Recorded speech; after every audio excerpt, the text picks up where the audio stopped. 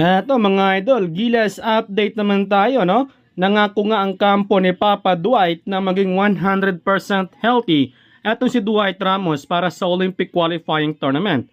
Ayon kay Dwight Ramos na sasailalim sila sa surgery pero hindi naman daw matagal ang recovery nito. Kung matatandaan ay nagkaroon nga ng orbital floor fracture si Dwight Ramos sa kanilang huling laban kontra Utsunomiya Bricks. Ayon kay Dwight Ramos na out nga siya rest of the season ng Japan B-League but present umano siya sa Gilas Pilipinas. 2 or 3 weeks lang umano ang kanyang recovery.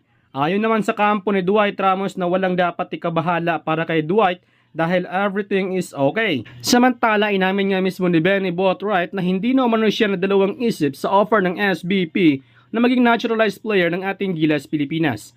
Ayon kay Boatwright na nagustuhan umano niya ang diversity ng mga Filipino people at culture ng Pilipinas. Inamin pa ni Boatwright na feeling umano niya na welcome siya sa Pilipinas dahil sa kung papaano siya tinrato ng San Miguel Beermen. Si Boatwright nga ang napili ni Coach Tim Con na maging comeback import ni Justin Brownlee bilang naturalized player ng Gilas team. Inamin ni Coach Tim Con na nakita umano niya kay Boatwright ang batang Justin Brownlee noon. Sa ngayon ay nasa bansa si Boatwright para simulan ang proseso ng kanyang eligibility. Mukhang walang gagawing bakasyon si Kai Sotto dahil mukhang mapaaga ang pagpunta ni Kabayan sa Amerika. Malabo na kasi ang Yokohama sa playoffs at expected after ng laban ni Kai ay tutungo agad ito sa Amerika upang doon muling magpapalakas. Sa update ng Wasserman ay sasailalim muli sa matinding training si Kai Sotto sa Amerika bago ito bumalik sa Pilipinas para sa Olympic qualifying tournament. Ayon pa sa Wasserman ay marami umano silang natanggap na inquiries para kay Kai Sotto at isa na nga doon ang Atlanta Hawks. Hindi kasi nakapasok sa playoffs ang Atlanta Hawks at mukhang sasailalim muli sila sa rebuilding process.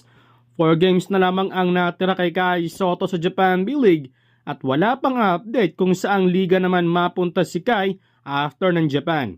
Ang matunog sa ngayon ay etong NBL Australia at ang Japan B-League. Gusto ng Wasserman yung team na handang bigyan si Kai Sotto ng magandang playing time upang hindi na naman masayang ang isang taon sa pag-participate nito sa liga. Dito naman sa part ni Kai Sotto, mag 22 years old na ngayong July etong si Kai at papasok na nga ang kanyang prime. Kaya kailangan na nitong ipakita ang kanyang solid performance lalo na sa NBA Summer League. Sayang ang mga pagkakataon kung hindi niya ipapakita ang kanyang mga natutunan sa mga laban, ano?